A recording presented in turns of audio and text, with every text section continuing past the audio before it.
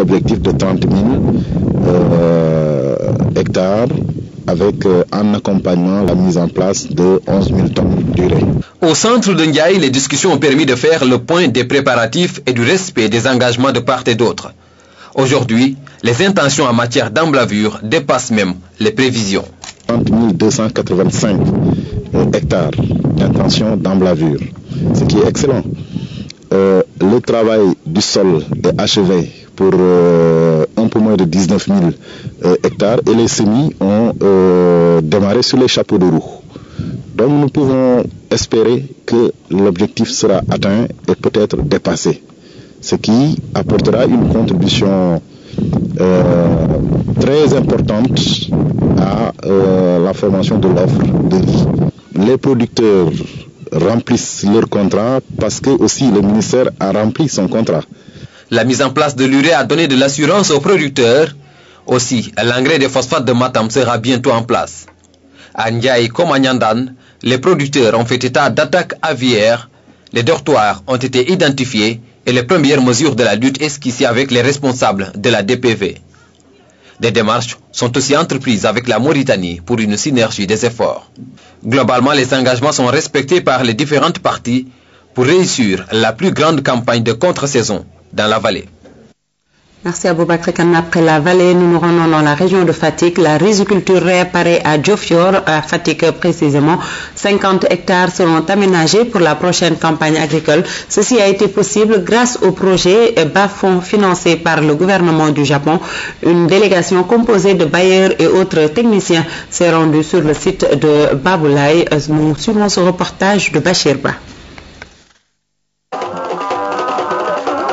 Des hôtes accueillis avec les honneurs et honorés comme des héros, la JICA, le PAM, le PAPIL et l'ANCAR ont amélioré les capacités de production des riziculteurs de Diofior grâce aux 2 digues mises en place sur le site de Baboulaye. Il était très difficile de faire de la production de riz, mais avec ces aménagements donc secondaires et structurants, cette campagne on a pu emblaver 15 hectares dans le cadre du PBF, 18 hectares donc dans le cadre du PAPIL et donc 5 hectares d'initiative personnelle. Au-delà de Diofior, le projet Bas-Fonds concerne 7 sites dans la région de Fatick.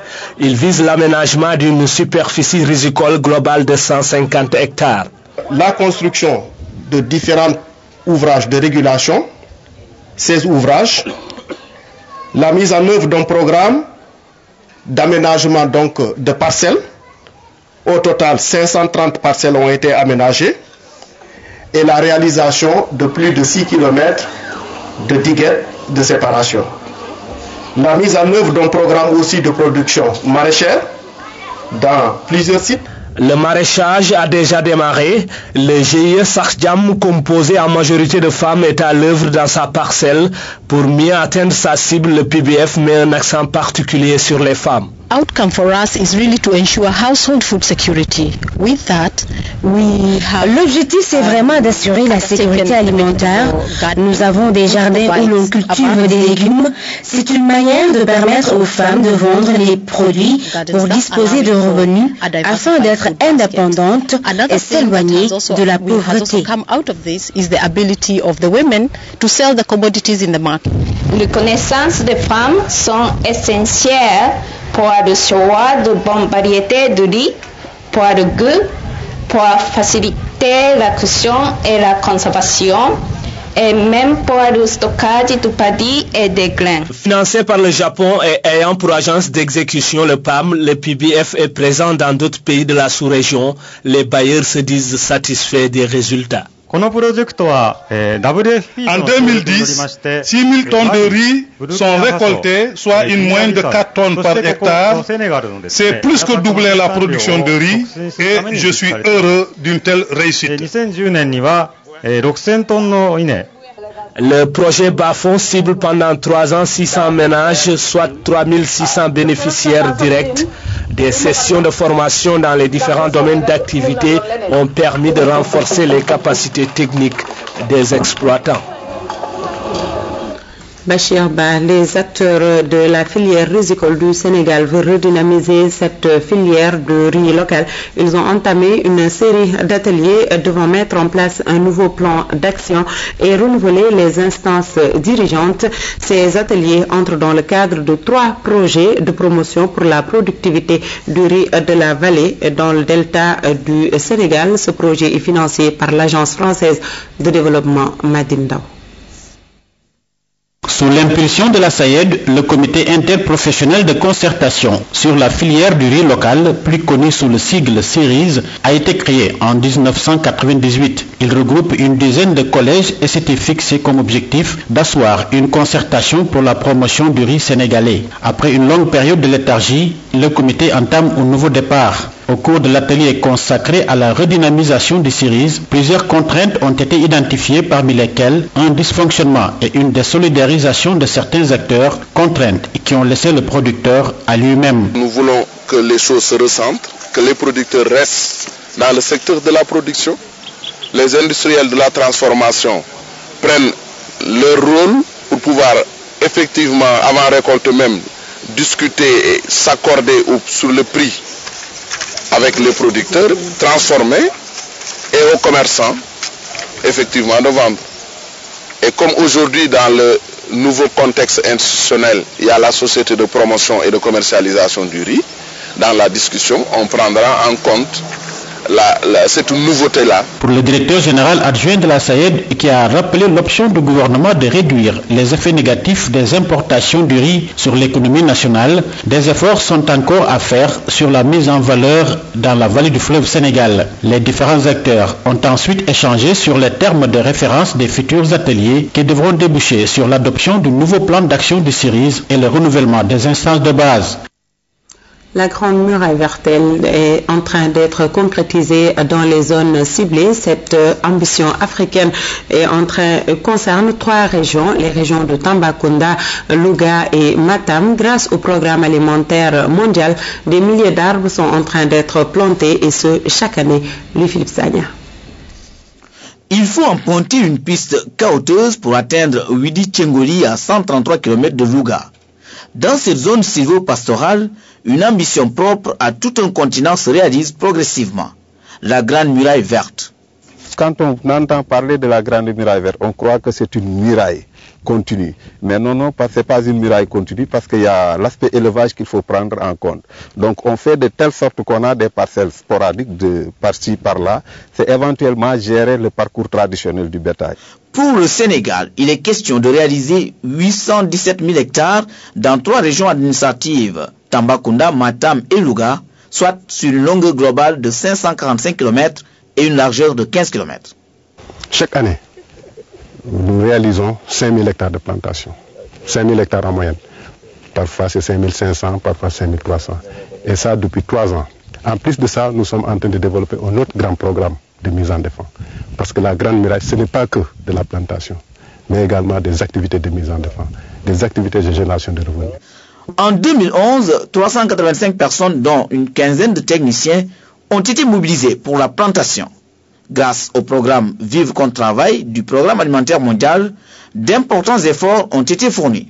Le PAM est là depuis 2009 et on peut penser qu'ils nous ont donné jusqu'à présent un volume à peu près de 1600 tonnes de vivres composés essentiellement de céréales, de légumineuses, les petits pois, d'huile et de sel. Et que donc, lorsque les populations travaillent, au lieu de les rémunérer, disons, en argent, ce qui peut coûter très cher pour nous, on les rémunère en partie à part des vivres. À côté des vivres, le PAM appuie l'installation de jardins polyvalents pour les femmes et les jeunes. Avec le goutte à goutte, le maraîchage et la production de fruits se développent au quotidien. Nous ouvrons la page internationale de ce journal. Guillaume Soro devient la 2e personnalité de la Côte d'Ivoire. Il vient d'être élu président de l'Assemblée nationale après avoir démissionné il y a quelques jours de son poste de Premier ministre. Guillaume Soro a été élu en tant que député du RDR, le parti du président Alassane Dramane Ouattara. Autre actualité internationale, au lendemain de son discours sur la révision des accords de l'espace Schengen, Nicolas Sarkozy remonte d'1,5 dans les sondages et pour la première fois, il devance son adversaire François Hollande dans les intentions de vote. La nouvelle ne pouvait mieux tomber pour Nicolas Sarkozy. En pleine émission sur TF1, il apprend qu'enfin son travail paie. Pour la première fois depuis le début de la campagne présidentielle, le président candidat passe devant son adversaire socialiste dans les intentions de vote du premier tour, selon un sondage IFOP pour Europe 1 et Paris Match. 1,5 point d'avance. Bien sûr, au second tour, c'est toujours François Hollande qui l'emporterait de manière assez confortable, mais l'écart se resserre. Dans le camp socialiste, on prend ce sondage comme un avertissement. Moi, j'ai rencontré beaucoup d'électeurs, Bruce Toussaint ces derniers temps, qui me disaient l'élection est faite, l'élection est pliée, on va peut-être voir ailleurs, on va faire des messages, on va faire passer des messages. Non, rien n'est fait. À l'UMP, au contraire, on se réjouit à l'image de Nadine Morano. Les courbes se sont croisées, intensifions nos efforts, aidons-le. Nicolas Sarkozy, lui, ne change pas de méthode, une nouvelle proposition par jour, dernière en date, punir l'exil fiscal. Tout exilé fiscal, c'est-à-dire toute personne qui est partie à l'étranger, dans le seul but d'échapper à l'impôt français, devra déclarer à l'administration française ce qu'il a payé comme impôt à l'étranger, et si c'est inférieur à ce qu'il aurait payé sur les revenus de son capital en France, on lui fera payer la différence. Le président candidat comptait beaucoup sur le meeting géant de Villepinte dimanche pour se relancer dans la campagne. Depuis quelques jours, son camp martèle que l'objectif est d'arriver en tête au premier tour et espère que ce premier sondage sera un tournant. La Syrie s'enfonce, elle, dans une violence de plus en plus vive. Des massacres y ont fait une 50aine de morts. Le régime de Bachar el-Assad et l'opposition syrienne s'accusent mutuellement. L'ONU invite Damas à beaucoup plus de responsabilités. Des images, encore, des massacres qui se perpétuent en Syrie. Une 50aine de corps, des hommes, des femmes, des enfants, retrouvés à Homs, l'un des bastions de la résistance au régime de Bachar el-Assad. Des tueries perpétrées par les gangs terroristes martèlent la télévision officielle. Les opposants, eux, accusent les milices du président Bachar el-Assad, refrain habituel. À des milliers de kilomètres de là, l'incapacité de la communauté internationale à sortir le peuple syrien de ce bourbier. À New York, nouvelle réunion du Conseil de sécurité il y a quelques heures. Sujet de discussion, le Moyen-Orient. Autour de la table, la Syrie a évidemment quasi monopolisé le débat. Encore une fois, les États-Unis et ses alliés européens veulent agir de manière urgente. Le vote d'un nouveau projet de résolution exigeant l'arrêt des violences et un accès humanitaire. Nous n'accepterons pas que soient mis sur le même plan les oppresseurs et les victimes.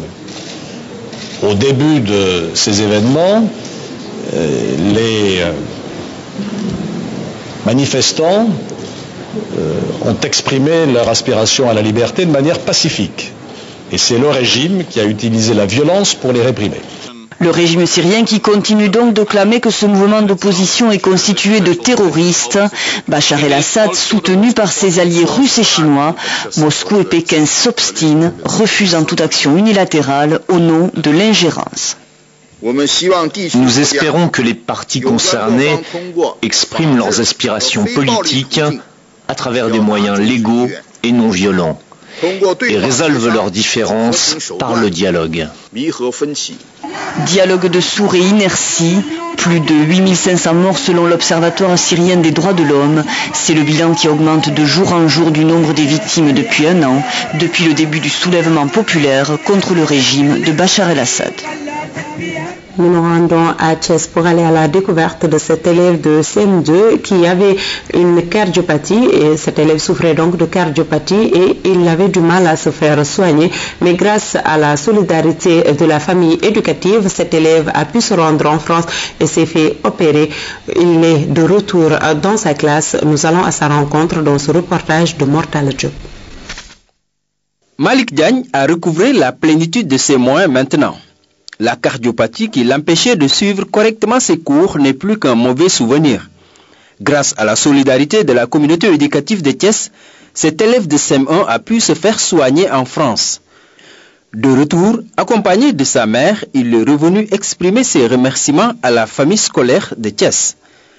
Je remercie tout. Et surtout les fêtes académiques. et ma maîtresse aussi. Et l'école Mamadou Diatou parce qu'ils m'ont aidé. Je vous remercie tous. Lorsque je venais ici, on était très en retard sur son rendez-vous, mais vous nous avez aidés rapidement. Je remercie aussi sa maîtresse qui m'a accompagné dans toutes les démarches. Pour l'inspecteur d'académie, le geste de l'école à l'endroit de cet élève est une action pédagogique. Nous nous sommes dit que nous sommes des éducateurs et que nous sommes chargés par la société de transmettre certaines valeurs. Et parmi ces valeurs, il y a les valeurs de solidarité. C'est pourquoi notre démarche véritablement a été aussi une démarche pédagogique. Et c'est pourquoi nous remercions tous les enseignants, tous les élèves, à travers les gestionnaires du système qui sont là présents, qui n'ont ménagé aucun effort pour que cette opération aboutisse. La communauté éducative de Thiès avait rassemblé une somme de 700 000 francs environ, un montant qui a permis à l'enfant de payer le voyage en France.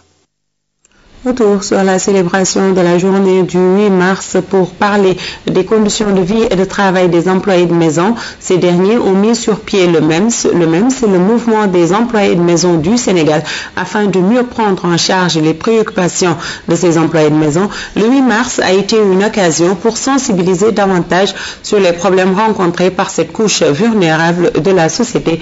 Et c'est un dossier réalisé par Claire Diop. Dans une maison sise à Liberté 6, une employée de maison s'adonne à des travaux domestiques.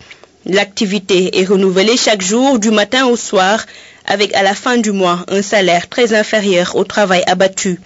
Pour mieux prendre en charge les préoccupations de cette couche vulnérable de la société, le MEMS est né. Son combat, une valorisation des salaires des employés de maison, une formation de ces derniers, une couverture médicale entre autres. Nous nous battons pour appliquer la convention collective des domestiques et gens de maison, à appliquer la grille de salaire. Bien entendu qu'on n'a pas encore mis la sécurité sociale, la prise en charge médicale. La prise en charge médicale est prise par l'employeur.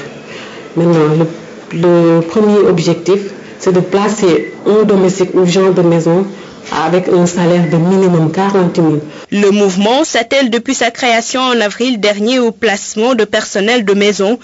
Parmi les quelques 200 membres, certains ont pu trouver un travail. L'encadrement est salué. Oui, le travail que je fais, ça me satisfait. C'est bien, je me débrouille bien.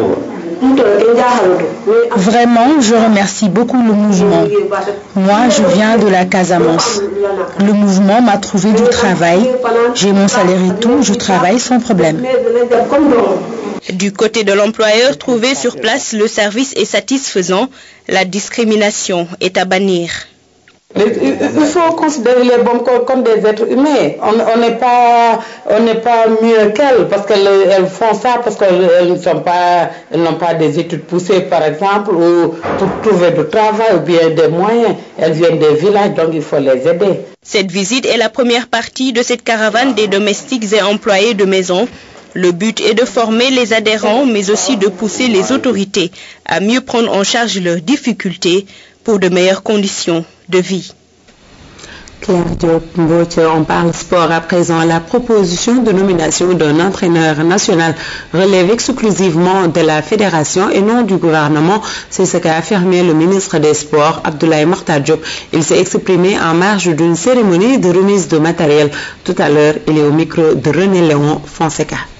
Si la fédération reste sur son planning, il ne nous reste plus que 2 semaines pour arriver à leur proposition. Ils déclarent avoir reçu une trentaine de candidatures.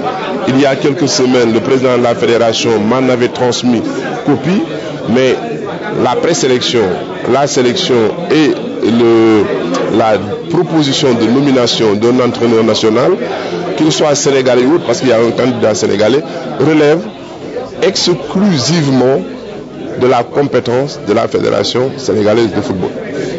Le gouvernement se chargeant de régler les salaires. J'espère que nous serons dans les délais compte tenu de l'imminence des matchs de qualification. Abdoulaye Makhtar Diop était interrogé par René Léon Fonseca. Dernière note téléculturelle cette fois-ci. Thierno Souleymane Diop Niang, retenez bien ce nom, c'est ce jeune qui a publié un recueil de poèmes intitulé Lumière de la Renaissance. Dans cet ouvrage, l'auteur revient sur certaines valeurs de la civilisation africaine telles que le courage, le pardon, l'amour, entre autres. La cérémonie de dédicace a eu lieu en présence d'amis et de parents de Thierno Souleymane. Il est jeune et passionné de littérature. Avec ce recueil de poèmes, Souleymane Diop Niang intègre désormais le cercle des poètes. L'amour, l'injustice, le courage, la paix sont entre autres les sujets développés. L'auteur s'inspire de la vie de tous les jours. C'est les gens que je rencontre dehors. C'est ma grand-mère, c'est ma mère, c'est mes amis. C'est la foi profonde que j'ai qu'un jour, ce continent et ce pays se développera par ces jeunes qui doivent s'engager. C'est tout cela qui m'inspire, raison pour laquelle j'ai pris ma plume pour parler. Étudiant en droit, il est décrit comme un jeune poète engagé, sensible et passionné par tous ceux qui ont parcouru sa première publication. En lui, déjà, je sentais qu'il se dégageait une fumée qui est devenue aujourd'hui une flamme. Voilà. Et je suis très content de lui parce que c'est quelqu'un qui avait l'air combatif déjà, qui était acharné quand même au niveau du travail. Et il se distinguait fortement des autres. Je m'en réfère également à simplement quelques coups d'œil que j'ai jetés à quelques-uns des vers de ce poème. Nous avons ici vu rapidement une forme d'expression singulière. Je pense à l'utilisation particulière qu'il fait du verset. Par sa plume, Thierno Souleymane parle de l'amour que lui portent sa grand-mère et sa maman, un acte qui ne laisse pas cette dernière indifférente. Avoir un fils à son âge qui essaie quand même de faire, je ne dirais pas un essai, parce que c'est un essai, il a réussi aujourd'hui, mais quand même qui a publié un recueil, ça ne peut qu'être une fierté pour moi. Et moi aussi de mon côté, je le remercie vivement pour les mots qu'il a témoigné tout à l'heure dans la salle, qui m'a fait frémir. Merci beaucoup Thierno, et je lui souhaite bon vent et beaucoup de succès. Nafissatou Diadiouf, qui a préfacé Lumière de la Renaissance, a souligné le talent de l'auteur. De plus, elle l'encourage à persévérer sur le chemin exigeant de l'écriture et de la production littéraire. Bonne continuation à ce jeune Thierno Souleymane Diop Niang. C'est la fin de cette édition. Merci d'avoir été en notre compagnie. Bon appétit si vous êtes déjà à table. Ramaboy vous retrouve tout de suite pour la version Wolof de ce journal. Au revoir.